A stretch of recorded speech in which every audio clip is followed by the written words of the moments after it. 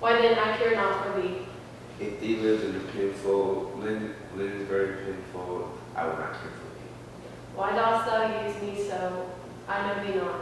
Though I know thee. What dost thou know me for? A knave, a rascal, an eater of broken meat, a base, proud, shallow, beggarly, three-suited, 100-pound, filthy, worst shocking knave, a lily-litter, ashen-taking, horse and glass glazing, and a nothing but the composition of a knave, beggar, coward, ponder in the sun, and here of the mongrel female dog. One who rode beat into a clamorous whining if thou deniest the least syllable of thy addition. Why, what a monstrous fellow art thou, thus to rail on one that is neither known of thee nor knows thee?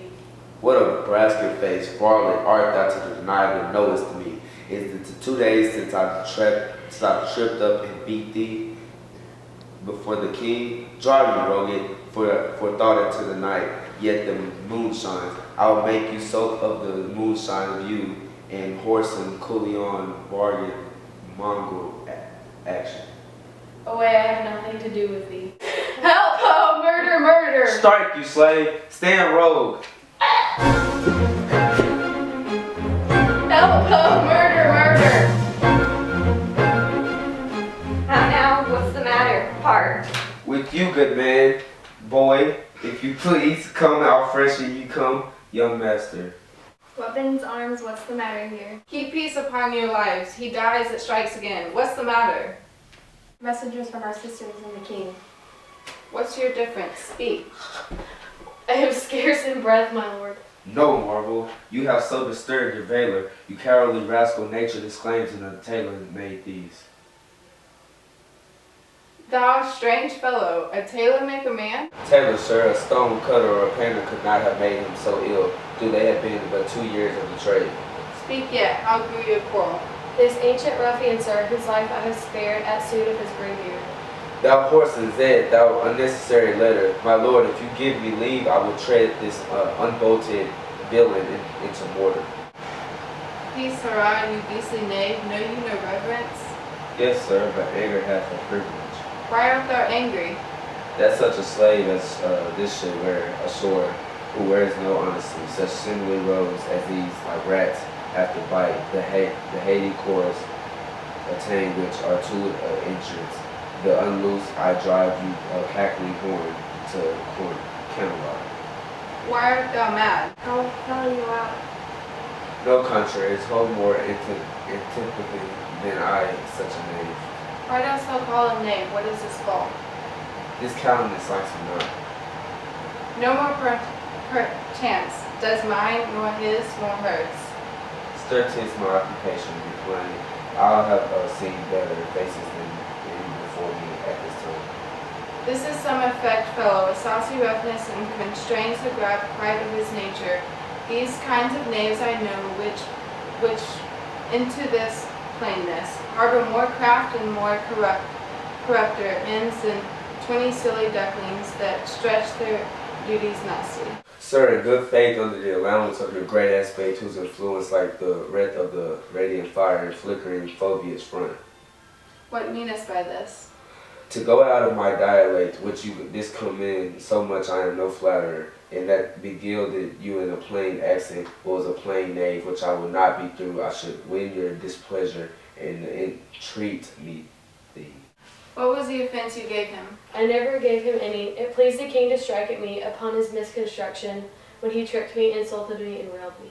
None of these rogues and cowards but Ajaxes are full. I'll not your stocks for me. I serve the king on whose employment was sent to you, and you shall do small respect to show too bold malice against the grace and person of my master, stalking his messenger. Fetch forth the stocks, as I have life and honor. There he sit till noon. Till noon, till night, my lord, and all night too. Why, madam, if I were your father's dog, you shouldn't use me so. Sir, being his knave, I will. This is a fellow of the same self-color our sister speaks of. Come, bring the stocks.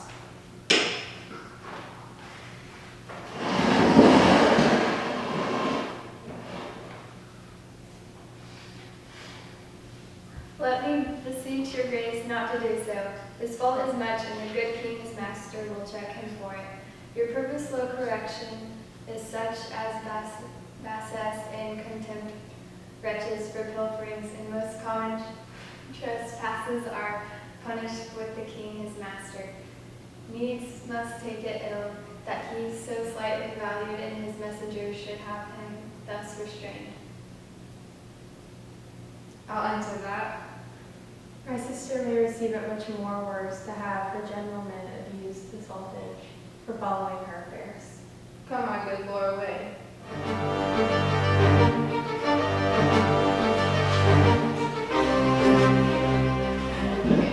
I'm sorry for thee, friend, 'tis the Duke's pleasure, whose disposition all the world knows, will not be rubbed nor stopped. I'll entreat for thee.